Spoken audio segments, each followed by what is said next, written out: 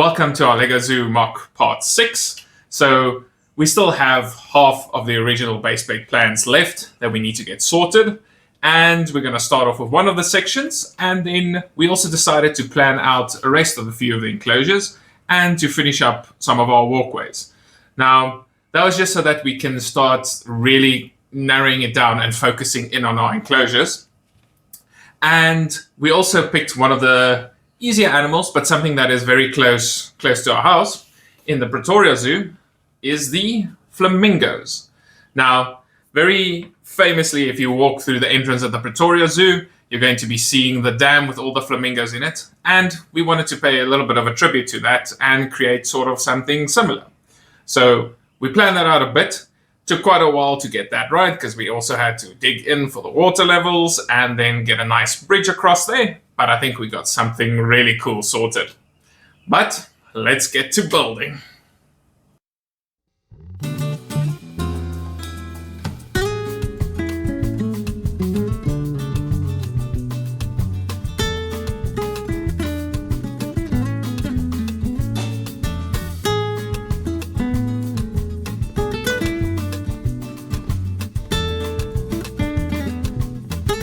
So the first section here was just trying to get our bridge sorted and looking perfect.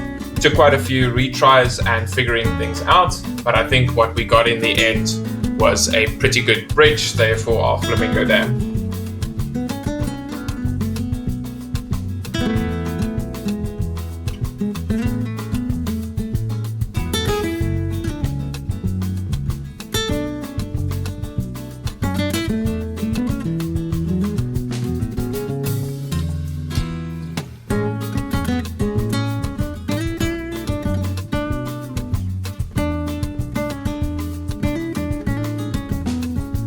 And then we started building on the rest of the enclosure.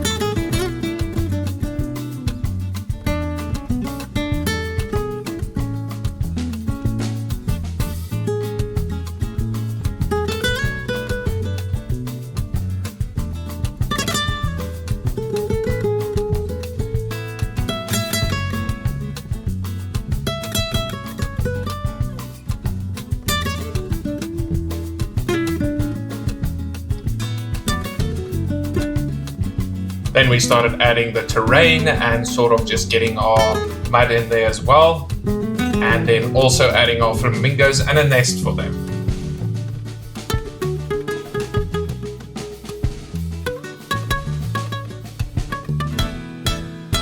And then just to finish off the enclosure, we added some plants everywhere.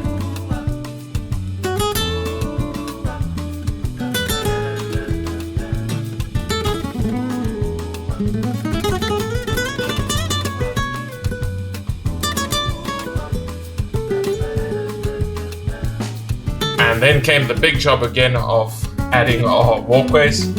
Now this process takes quite a while and it is very much backbreaking, but because of the way we want to do the patterning, like I mentioned in our previous video, we don't want to make it look like it is planned out, sort of more like a natural cobblestone walkway. It takes quite a lot of time just to sort of randomly place and then get all of the smaller studs in there as well.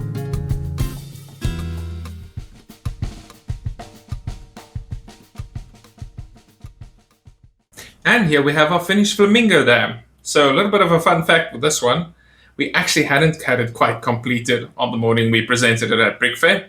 We actually were waiting for one of our Bricklink orders to come through, which we got that morning before the display started. And then we could finish this one up. But I think it is something really cool with the bridge going up over the whole dam part there. And then some cool detailing on the sides that my wife figured out. Just to give it like an interesting look, make it look a bit cooler than just using your plain regular blocks. She's always the one who knows how to neaten everything. And then some of the negative space, we decided just to put the burger stand there and also a park bench close by, just so that there is a space for where we can put minifigures and extra things, but that it doesn't just look like a bit of pavement. We really want to be focusing on our animals as well and sort of your whole fun zoo experience. Now, with the dam itself, it's got a few flamingo families, but this one is a little bit of a far shot. let's deep dive in closer and take a look. So on this side, we've got 4 of the flamingos. We just created a little bit of mud around the water there for them to stand in. It's got a little bit of shrubbery. And we tried to use a lot of roundings and then also this cool one here on the sides. And then moving on to the bridge, you can see that just goes up and over. And then we've got a cool idea of what we want to put in the middle there. Continue on this side, we have the other 4 flamingos, and they have a nest built here. So flamingos make these like little mud nests. This one is a little bit bigger because it was a bit hard to recreate in Lego with a single egg in the middle, but I think it turned out quite well. And then it just continues on to the side here. And then there's also just some plants growing towards the back. Now the burger joint itself is a set. It actually comes with a burger truck. Now we just took this off the back of the truck just because it worked really well and would be a cool addition as one of the stalls in the zoo. And I think this build also highlights the extra joys that you get from Lego, where you can take your child memories, adult memories, and things that you experience and recreate it back into Lego and just capture that moment in time. It's really is something special that I think Lego just brings to the table. Now, also a little bit of a disclaimer. Apologies if you're seeing little dog hairs everywhere. Our Labrador is shedding at the moment, but he also just wants to be part of the build, so you might be seeing them on some of the close-up shots everywhere. And that is it for today's part of the zoo. Now, next week we're going big. And not elephant big, but still quite big. So, like and subscribe if you're enjoying our zoo mocks, and comment below. What's your favorite childhood or adult memories from visiting the zoo?